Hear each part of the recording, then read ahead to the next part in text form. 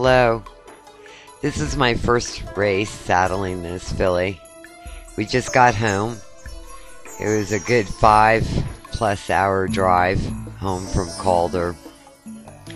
I'll never go the day of the race again. I went in the middle of the night. We started out around midnight, drove down there, got there in about 6-ish, and I had to run around because I had been to Calder for a couple of years, get a badge, make sure the vet was on for her Lasix, prepping the race, and she was in the first race, so we didn't have a lot of time, and it was it's laborious for a horse to be in a trailer and then get out. She's a marvelous filly that way. She got out and went to sleep in the stall, standing up of course, but very relaxed, and put her best effort in. If you read the form, we came up empty at the end, but she did a really good try.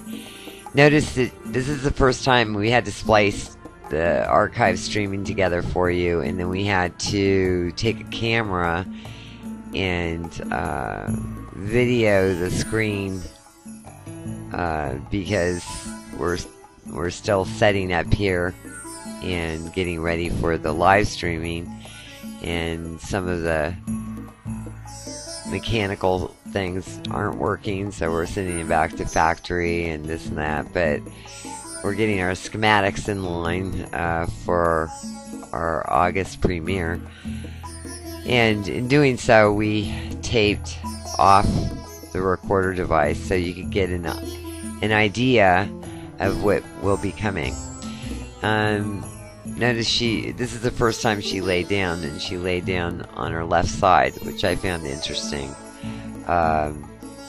This is so neat to be able to, get up the next morning and put fast forward and find out what your horse did all night, because it tells you a little bit more about the horse and how they're feeling and how tired they are, and where they might be more tired. But most horses, 9 times out of 10, have a stronger hind leg than the other. Very few ambidextrous horses like humans. They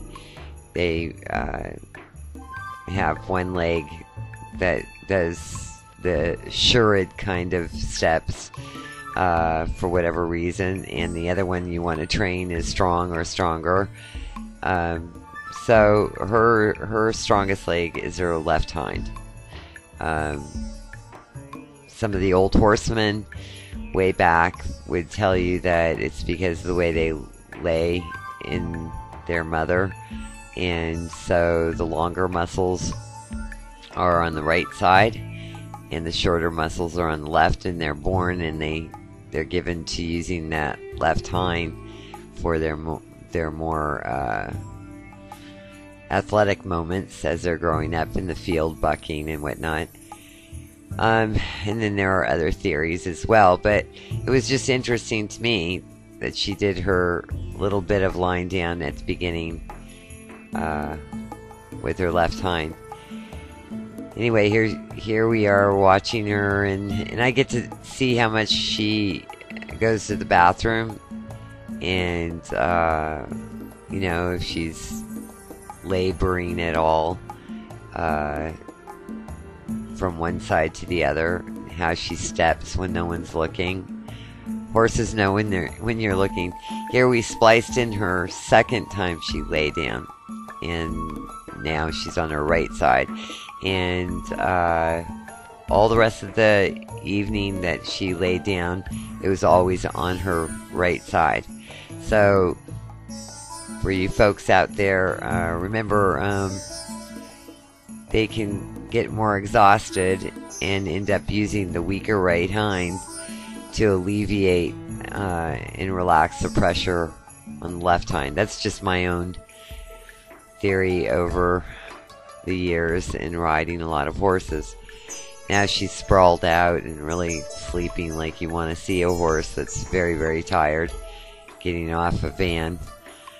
We usually always went the day before, or sometimes 2 days before, going to Calder from Ocala, because it's usually anything, you're pushing it with a horse, anything 4 hours or more. And this was definitely more than 4 hours travel to a race. Here's Melvin putting on the halter the next morning. And because of the Lasix shot, I'm going to put her out to get a lot of grass and get her liquids back into her. She was a really good girl. She got a lot out of the race, and so we're going to get her rested up and go for the next race. See you in 2 weeks.